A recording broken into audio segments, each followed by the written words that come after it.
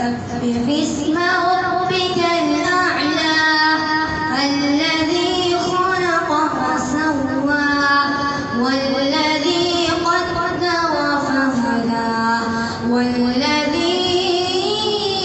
أخرج المرعى فجعله غثاء أحوى سنقرئك فلا تنسى إلا ما شاء الله إنه يعلم الجهر وما يخفى ونيسرك لليسرى فذكر إن